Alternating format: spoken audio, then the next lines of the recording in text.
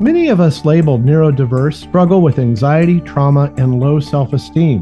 We grow up hearing that we are flawed, disorganized, lazy, and unreliable. Eventually, we develop a habit of negative self-talk that reinforces a poor self-image. Sadly, we enter a feedback loop of failure, assuming we cannot succeed and sabotaging ourselves. We try traditional therapies and prescription medications to change ourselves.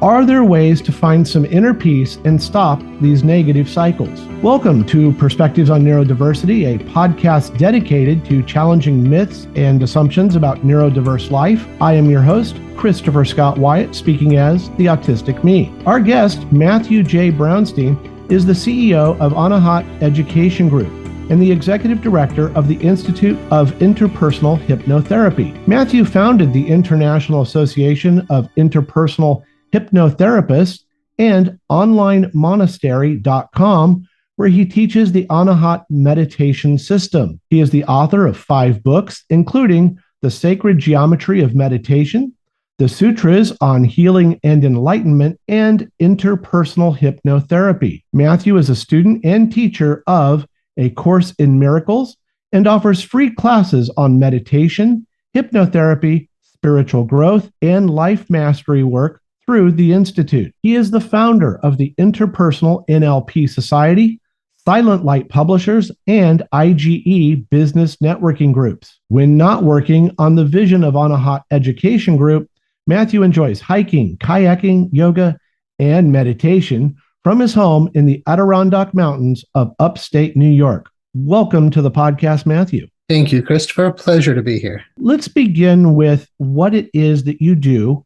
A lot of people hear hypnotherapist and they get tied up on the word therapist.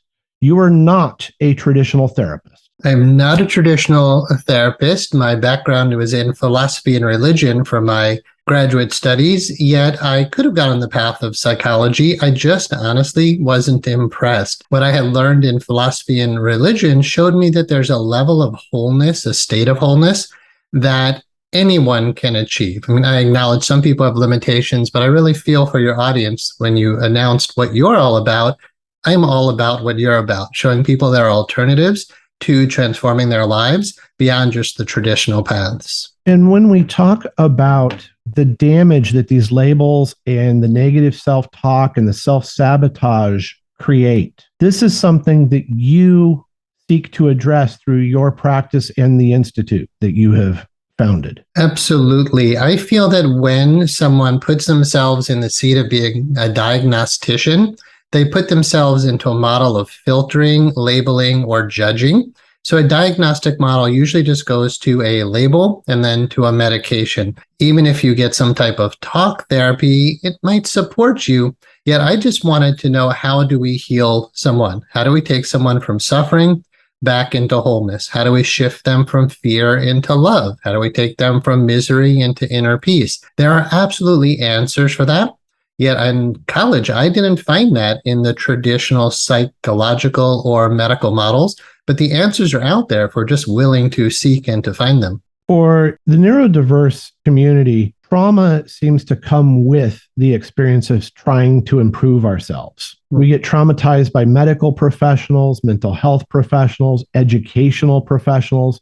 It can be as simple as our teachers telling us we're lazy, that we're not working hard enough, we could do better. And that actually makes the anxiety, the ADHD symptoms, the traits of autism, it makes it worse when you hear all that negativity. Then you get more anxious, you get more obsessive, you end up spiraling downward. So what are some of the steps that we first should take in recognizing that there are better approaches than hating ourselves? Absolutely. I believe it depends on who you're asking, whether it's the facilitator or the quote patient or client.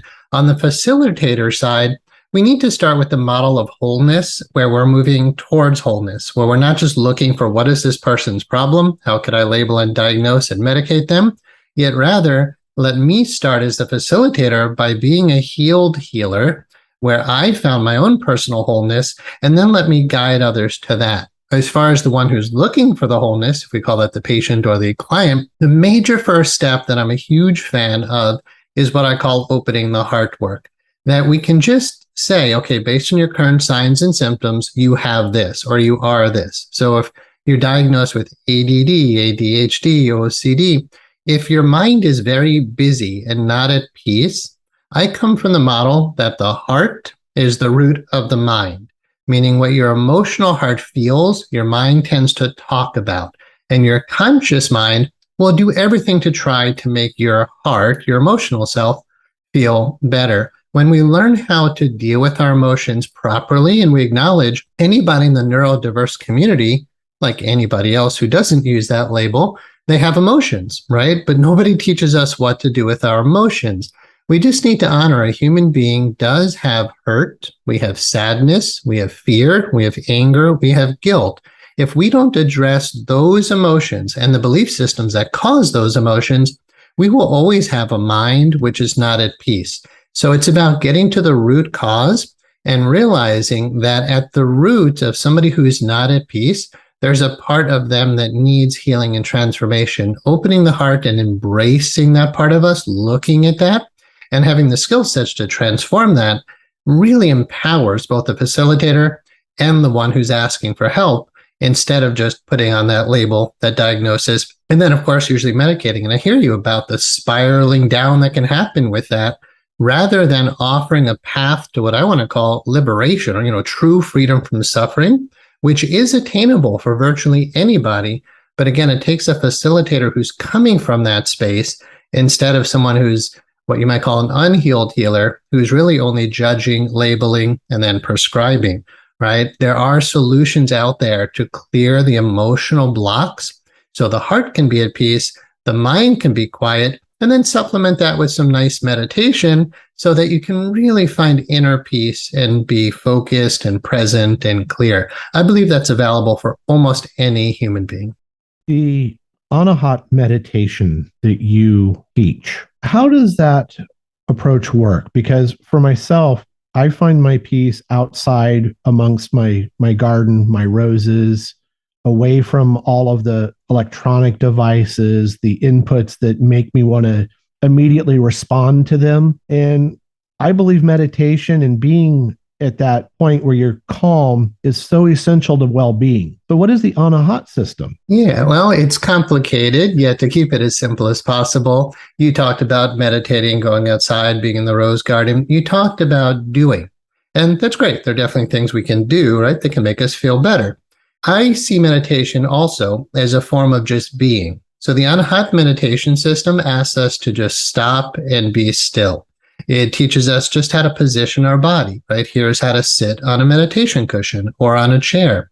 I remember when I first worked to learn meditation on my own, I didn't even know how to position my body.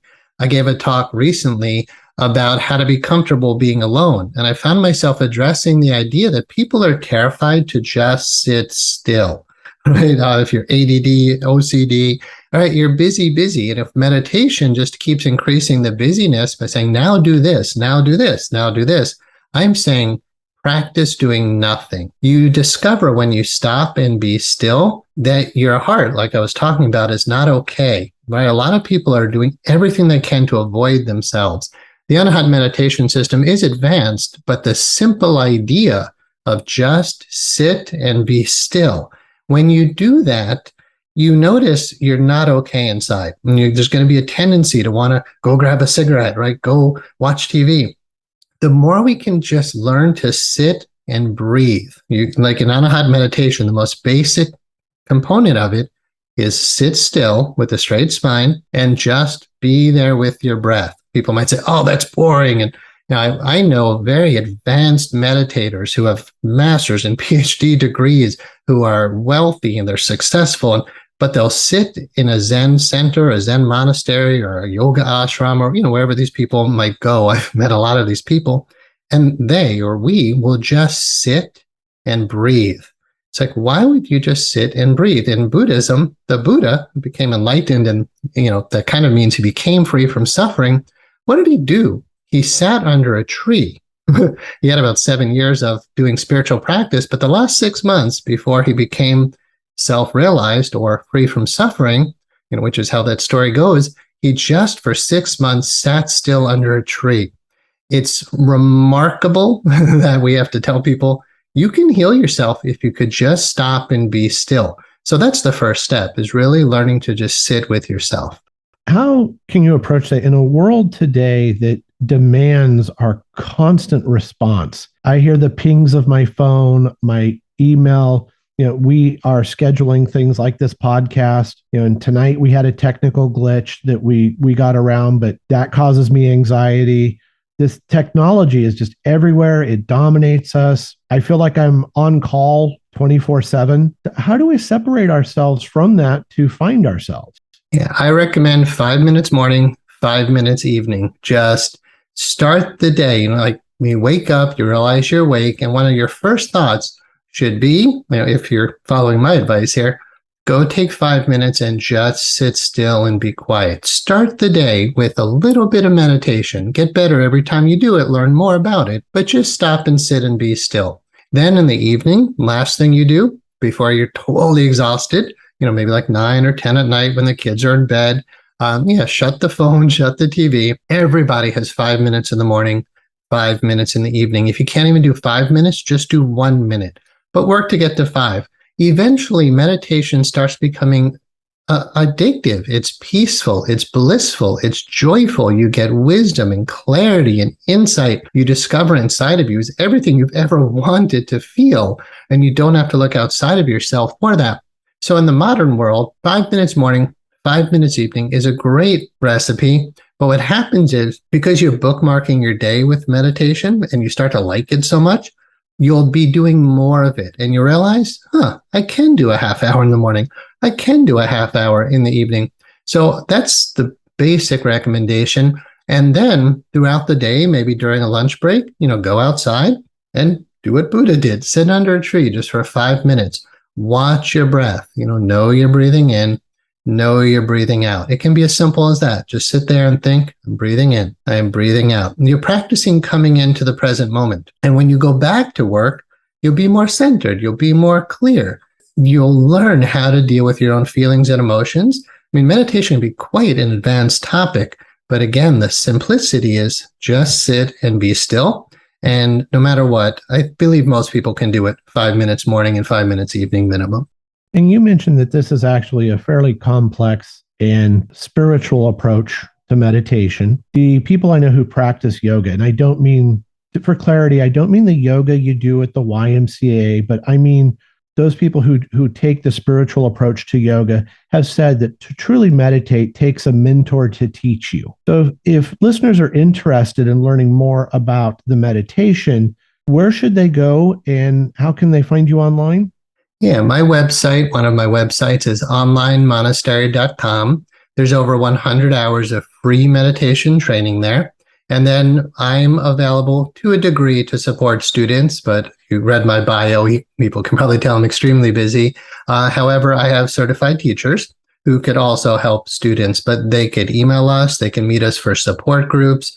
But generally, the tutorials online, again, they're there for free. Anybody could listen to and benefit from. Again, it's about 100 hours of training. But if students do need help, we do have certified teachers who are really beyond happy to answer questions. And I would agree with you. If you start basic meditation, maybe you could do it on your own, but eventually you're going to have questions.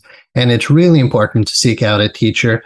People don't necessarily understand in the beginning how deep the rabbit hole really goes.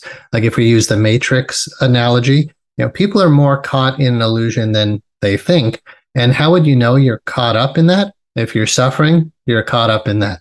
So therefore, seek a meditation teacher, but ideally someone who seems like they've got extracted from the matrix. They're not talking about fear and anxiety and pain and busyness, and they're talking from a place of peace and kindness and love. Like, when you're in the presence of someone who's made it to the other side, who's gotten free. So yeah, I believe a teacher is super valuable. A core set of teachings that you can trust is super valuable. And a community of practitioners can be extremely helpful so that you're not walking the path alone. Like, for instance, in a church situation, you would have a priest, you would have teachings like the Bible, and you would have the community. That model works well in yogic practice, Buddhist practice, general non-secular type of meditation. Find a good teacher.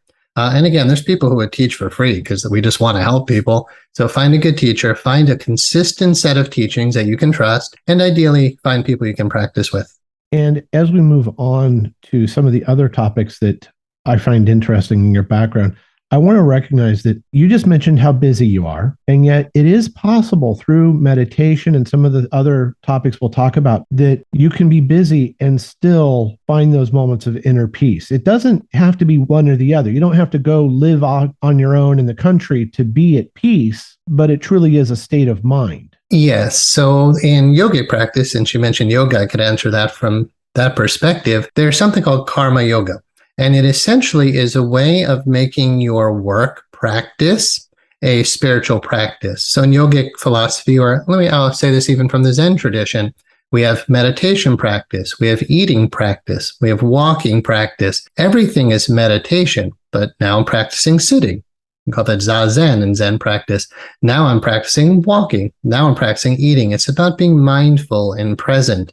When you practice that on a meditation cushion, it's not really about your time in the cushion. It's about how you take that piece into your daily life, right? So I could be in a computer like we both are now, and I can be really stressed, or I could actually be totally at peace. It's not the computer or the technology that's affecting me. It's me who's affecting me. And by taking the time to meditate when I'm not doing my work practice, but I'm doing my meditation practice, I'm practicing. But what am I practicing for when I meditate? I'm practicing for life, because that's where the real spiritual growth occurs. You don't necessarily grow spiritually just because you're sitting still on a cushion. You grow when you interact with others and they challenge you, and your computer challenges you, and your bills challenge you. That's where the real work is. Yet you can absolutely remain at peace. One of my books is called Peace Under All Circumstances. And that implies the inner peace is found within you. And no matter what's happening outside of you, you can still be at peace. It is easy to get trapped by the anxiety, as I mentioned, of the technology or of the daily life. And listeners won't know this, but as I said, we had a technical glitch and you were very calm about it. Most guests would panic. When things go wrong with their computer, with their microphone, you were very straightforward and you said, okay, let's just find another path to get the task done. How important is that we are able to find that where we can take a step back from that moment of panic and tell ourselves, okay, this isn't we can find a solution. Don't fall into that downward spiral. Yeah, I love the question. I love the way you framed it, saying the technology, you said something like the anxiety and the technology is if they are the same. The anxiety or the technology caused anxiety. I would suggest we cause our own anxiety. Here's a deep principle that comes from A Course in Miracles. It says you feel how you feel about an event. You've chosen how you're going to feel about the event before it actually happens. Then when it happens, you're feeling that way. You've already said to yourself, if we have a technical problem, that's an anxiety causing situation. That's a panic inducing situation. What if you said, next time we have an issue with technology, I'm going to just laugh my head off. Next time we have a problem with this, I'm going to remember what Matthew said. I'm going to think of something really funny, and I'm just going to laugh it off. To me, life is far too precious. Oscar Wilde said, life is far too precious to be taken so seriously. And when you're centered, like a meditator gets very centered and clear, is resourceful. So I'm glad you noticed when we had a challenge starting the interview, let's just find another solution. You can think rationally and clearly when you're not filled with fear. Fear ruins people's lives, right? And instead of just saying, I have anxiety or technology causes anxiety, why don't we just acknowledge we live with fear in our hearts? And nobody teaches us. I mean, I teach this. I'm happy to have any of your listeners, listen to my free lectures on how do you deal with the emotions in your heart, right? Because again, we're pre-programmed for these negative emotional responses. But as a hypnotherapist, part of my career, learning all about the mind through hypnotherapy says you're programmed, but you can be reprogrammed, right? If you're programmed to get stressed when there's a problem, we can reprogram that to say you can actually find joy when there's a problem. You're going to find all your strength and resources and abilities when there's a problem. So like I said, there are absolutely solutions to human suffering way beyond diagnosis and medication. That's a perfect segue to the hypnosis and hypnotherapy. Hypnotherapy is not always viewed as a serious practice. I'm thinking of the earliest presentations of hypnotherapy, the cabinet of Dr. Caligari, right? We have the idea of the sideshow hypnotist. So people don't always understand that there is a history of hypnotherapy serving people to help themselves. So can you talk about what hypnosis and hypnotherapy truly are and how they are applied to solving problems? Yeah, I would love to. Thank you for asking. The history of hypnotism has absolutely led to a low standard in our profession. The tagline for our school, Institute of Interpersonal Hypnotherapy, is raising the standards of hypnotherapy education. So I understand when people say, I'm not sure I'm into this whole thing. It is a lack of understanding, but also it's because you've seen the stage hypnotists, and you're saying, I don't want to be hypnotized like that. I don't want to cluck like a chicken. I can't tell you how many times people have said to me, you're going to make me cluck like a chicken. I feel compassion for that, actually, because the lack of understanding means you're missing something so incredibly valuable. My background not only is religion and philosophy, but it's Chinese medicine. I've been to 2 different Chinese medical colleges, and I felt that something was missing. I needed to find the solution to why people suffer. It wasn't just lack of diagnosis or lack of medication or just the energy blocks that we might talk about in Chinese medicine. I eventually realized, largely through Chinese medical studies, the mind is the problem. As soon as I started realizing, wow, we need to address the mind directly, not the brain, but the mind, the thinker, and not just your head, but your heart. As Chinese medicine acknowledges, your heart is also very much your mind, right? If you ask a Westerner, where's your mind? They point to your head. But if you ask an Easterner, often they'll point to their heart. So hypnotherapy is a way to gain access to your heart. Now, what does that mean? We have a model of a conscious mind and a subconscious mind. Therapy that only acknowledges the conscious mind is only talking to or analyzing the tip of the iceberg. Most therapists will acknowledge the reality of a subconscious or an unconscious mind. In traditional Freudian analysis, we would just analyze the subconscious mind. Yet in hypnotherapy, we can talk directly to or with the subconscious mind. So when you go into hypnosis, you're totally safe. You're totally in control. First of all, you're extremely relaxed, which is what a lot of your listeners want.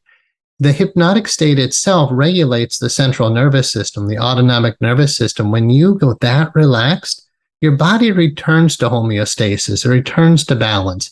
It wants to be in balance. And, we're talking about carving out time for yourself each day. 5 minutes in the morning to meditate, 5 minutes in the evening. And a lot of my recordings, which are available for free on YouTube, are about a half hour long. Just play this recording. It will relax you. And then, like I said, we can talk to or with your subconscious mind. With these recordings, I'm talking to your subconscious, and I'm saying things like, you now feel more calm, relaxed, and at peace. You can reject those suggestions. You could say, no, I'm not going to do what you say. I'm in control. Okay, fine, but you're not happy and peaceful. If you go into hypnosis and just relax, that's all it is. You're not out of control. You're just relaxed, which again is a benefit in and of itself. But then you let somebody who is competent, well-educated, wise, intelligent, healthy themselves, program in a healthier way to be. And then through repetition, keep using that recording every day. Give it 60 to 90 days of hearing somebody program in for you. You're now more calm, relaxed, and at peace. You can't tell me after 3 months that person won't be more calm, relaxed, and at peace. So the altered state is very safe. It's very natural. There's no religious contradictions to it. Like there's nothing in Christianity in the Bible, there's nothing that says you can't do hypnosis. There's laws about ideas about don't give away the power of your will. But there's nothing about modern professional clinical hypnotherapy, which is unsafe or anti-religious. But then not only can we talk to your subconscious, we can talk with it. So I could actually say to your deep heart, what's going on? How are you feeling? Beyond the OCD you might notice in your mind with all those monkey mind type of thoughts, in hypnosis, I can just say to your deeper mind, why are you so afraid? Why are you so angry? Why do you feel so guilty? It's not just the why, it's the bringing that information to consciousness and then transforming it. right? So I know, oh, okay, you're afraid for this reason. Okay, now let's help that part of your mind to feel better forever. Not just a quick fix, not just a temporary Band-Aid like a medication, but, oh, I see why you can't quiet your mind. Because you're really hurt in there. You got really hurt when you were a child. You're very hurt. You're very scared now. You're very angry because of what happened, and you actually feel a lot of guilt. Hypnotherapy can go directly to those emotions and transform them back into peace, love, joy, oneness, even bliss. Where a person who, like for instance, childhood sexual abuse, that can really disturb a person's entire life. And until they've actually done hypnotherapy in those early memories, they won't know what liberation means. And I don't mean that in a religious way. I mean like truly free of all of that pain. It can be cleared in a matter of sessions with a well-trained, ethical, professional, clinical hypnotherapist. But like I started with, some of the standards in this profession are very low. So it's important to look for state licensed schools and graduates from state licensed schools. If not, you're possibly working with somebody who has only 100 hours of training. And you don't want somebody under the hood with a minimum number of hours. But go to the highest standards in this profession, and the process itself is radically transformative. I've noticed that an increasing number of cognitive behavioral therapists recommend self-hypnosis as a strategy. And for those listeners who hear the behavioral and they panic because they think it's applied behavioral analysis, I'm not talking about ABA. CBT is different. It is you being aware of what you want to change and you using reason and logic to improve yourself. And they have been increasingly adopting self-hypnosis. What is self-hypnosis? Yeah, we actually say in this field, all hypnosis is self-hypnosis. However, we have a term called hetero-hypnosis, which is basically when one person hypnotizes another. So sure, if I'm hypnotizing you, it sure looks like I'm the one doing it. But the truth is you have to accept the suggestion for yourself. So right now, if I said, Christopher, take a big breath in, and you didn't do it, right? So that was up to you, but you chose. So I'm giving you a suggestion. It's up to you to choose. Are you going to take a big breath in, exhale and relax, or not? That's up to you. When you do self-hypnosis, you let your own conscious mind say those type of things. So if I want to do self-hypnosis, not hypnotize you and say, hey, take a big breath in, exhale and relax, I just say to myself, Matthew, take a big breath in, exhale and relax. Hypnosis is not about being relaxed, actually. It's about responsiveness to suggestions. So if I say, you're now more calm, relaxed, and at peace, you can choose to accept the suggestion or you can reject it, right? There's no control or losing your free will. You didn't take that breath when I suggested it. That shows you're in control. Self-hypnosis is when you start just doing that type of self-talk where you learn what to say to yourself.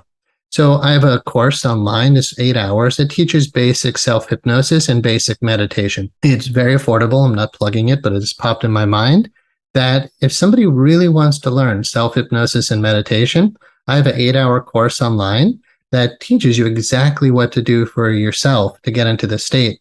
I have a lot of mental health counselors, psychologists, social workers who go through our hypnotherapy training because, like you said, in CBT, they don't actually learn, when you go to college and learn that, you actually don't really learn hypnosis or hypnotherapy. And honestly, if you do, it's usually a 50-hour course. A social worker to do hypnotherapy legally needs 50 hours of training. Our school is well over 500 hours of training, depending how far you want to go with it, but like a minimum of 500 hours to be very competent in this. So for self-hypnosis, getting a good 8-hour training would really empower anyone with incredible skill sets to program themselves essentially the way they would like to be. And a lot of this information is on the Institute of Hypnotherapy.com website, and it has the links as well to some featured books. There's also a podcast, and I found that interesting, the approach there of spreading this information. Now, obviously, I don't want listeners to think this is all generous and you're giving everything away. It's a business. You train people. There are courses that they can enroll in for a fee, but there is an awful lot of information on your site for free. Yeah, I'm all about giving away as much as possible. I make plenty of money through our hypnotherapy career trainings. And honestly, in business, we have what's called a loss leader. Give stuff away, knowing that it's going to get people interested. So that's part of it. But really, I'm just not in it for the money. When my life is all said and done, I want to know I left a legacy, I left a mission. One of our goals for our school is to have, and we have this, we just have to get to the point where we can measure it, 1,000 graduates seeing 15 clients per week, 15,000 hypnotherapy sessions that happen each week where people are radically healed because of my life's work. That it's the people that matter. The money just follows. When I used to see clients full time, I would see 25 a week. I know how much I get paid per hour, but I didn't have to focus on the money. I just focus on, let me help 25 people. Those who can pay me will pay me. Those who can't won't. But, so I'd offer maybe a free session a week or a sliding scale for a few sessions. But generally, the money has always been there. So yeah, to me, if you want something, give it away. I want more peace. I find ways to give it to you. I want more prosperity. I teach people about prosperity consciousness, right? If you want something, give it away.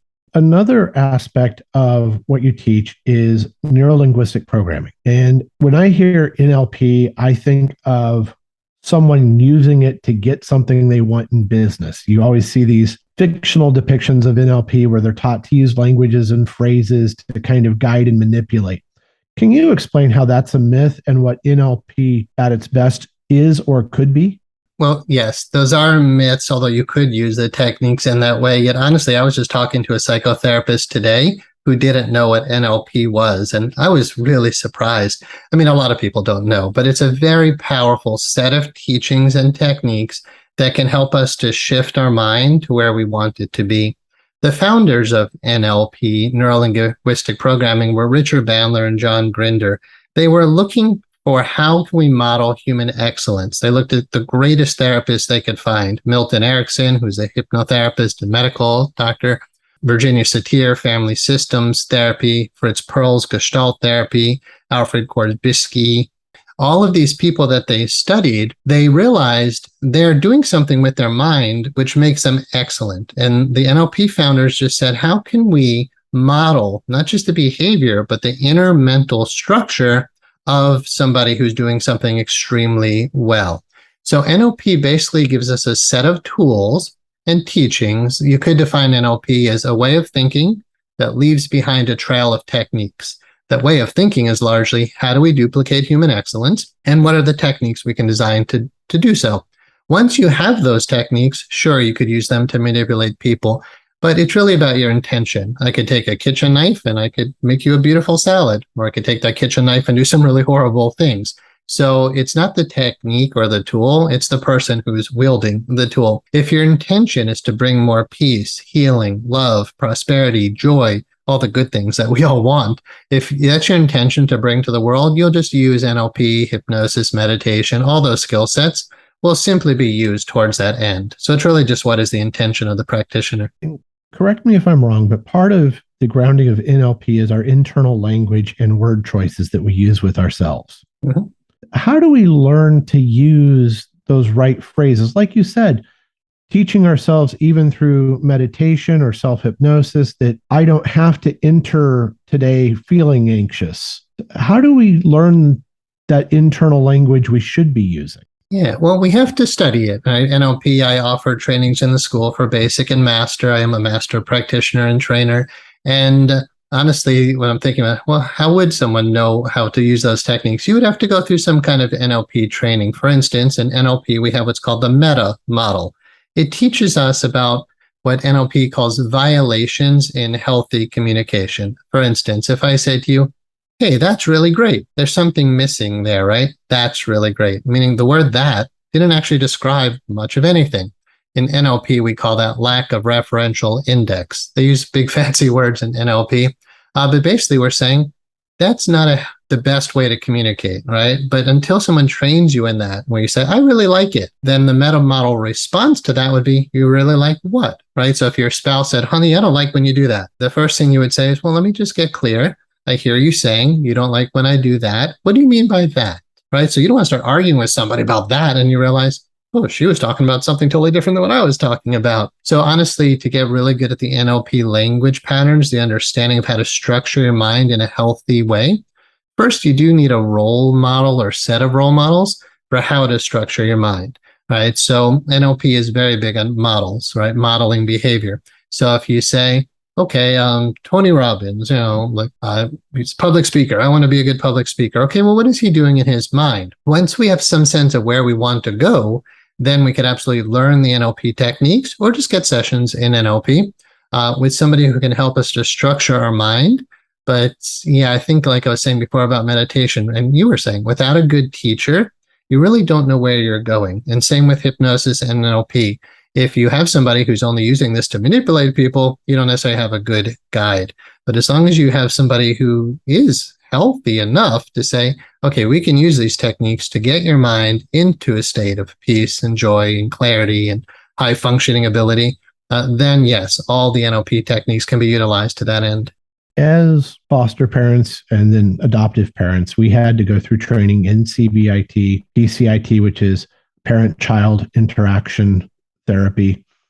And all of these things are easy to forget when you are under stress, when you do feel overwhelmed, too busy. And it's very difficult to step back and remind yourself that these lessons, these bits of wisdom are only useful if I'm going to step back and remind myself to use them. How do we reach that point where we remind ourselves, there's this wonderful website with these videos I could go to, there's these books I could read at the Institute of Hypnotherapy? How do we step back and remind ourselves to go to a resource instead of going to panic? Yeah, I would absolutely recommend hypnotic programming for that because remember, we talked before about a conscious mind and a subconscious mind. You're asking not really just how can I remember, but how can I be motivated to have new behaviors that are automatically there? So we have to ask what part of the mind motivates behavior. It's your subconscious mind that motivates behavior. So if you want to remember to eat healthy, you can't do it with your conscious mind. If you want to say, I'm going to exercise 5 days a week, your conscious mind will never get you there. The power of your conscious will is only about 10% of the whole of your being.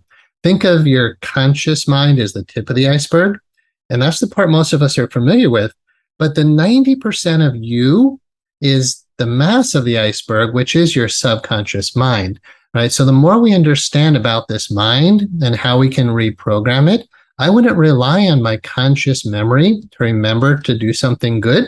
I would actually program it in with hypnosis. So when you learn self-hypnosis and very simple recording software, like even on your iPhone, you can make a recording and you can simply just do this. Turn on your voice recorder on your iPhone and say, I now remember to use those techniques with my children. I now remember to use those techniques with my children. And then with software, you can just loop that 100 times. I do that every morning. I will listen to at least a half hour of affirmations and suggestions that program in how I want to be. The subconscious is like your human biocomputer, like your hard drive.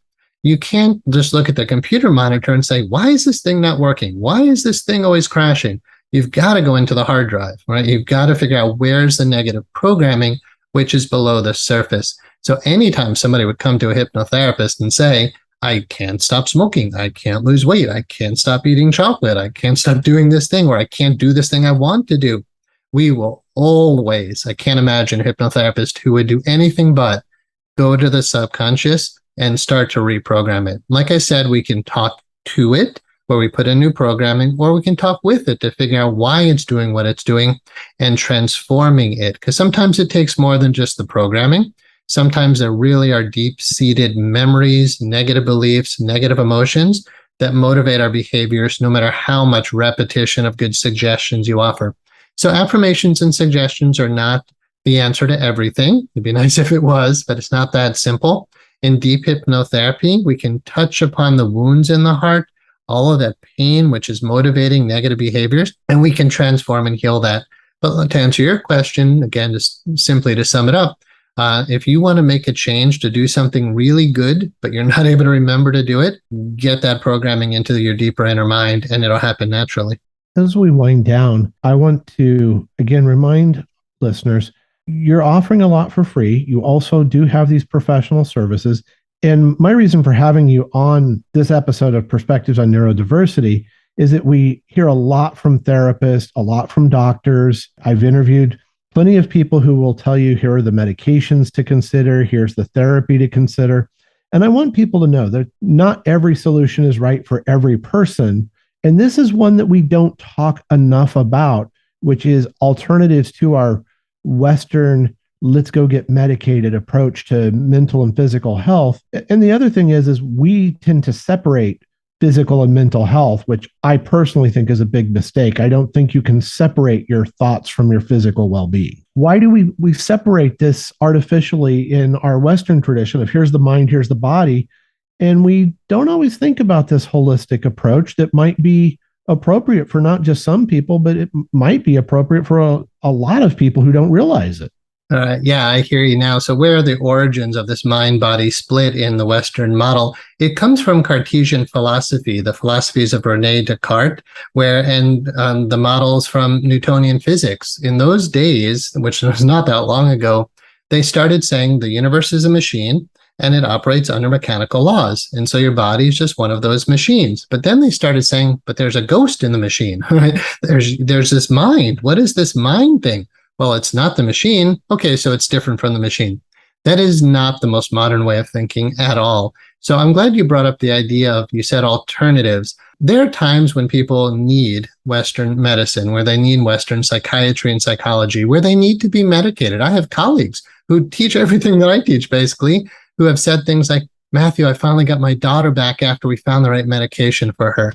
So I never want any listener to think I'm pushing people away from traditional medical care. We work in an integrative way, in a complementary way. So for instance, if you came to me with a diagnosed condition, I would actually ask for a referral from your physician or your mental health counselor to say, and that's really the law, but I would in different states, but it's the law we encourage all our students to abide by, is get a referral from the person's physician. Don't say, hey, we're taking your patient, we're an alternative to you.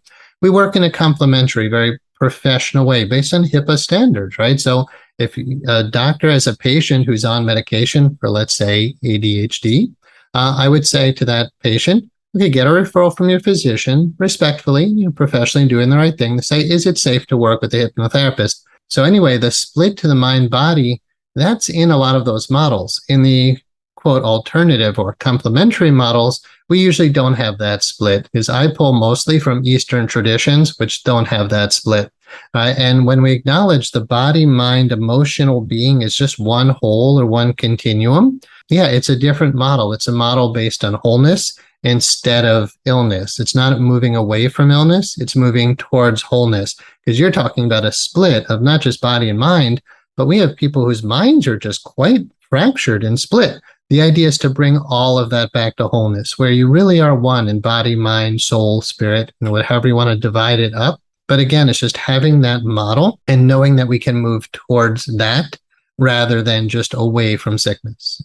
I want to thank Matthew J. Brownstein, CEO of the Anahat Education Group and the Executive Director of the Institute of Interpersonal Hypnotherapy, for joining us on Perspectives on Neurodiversity.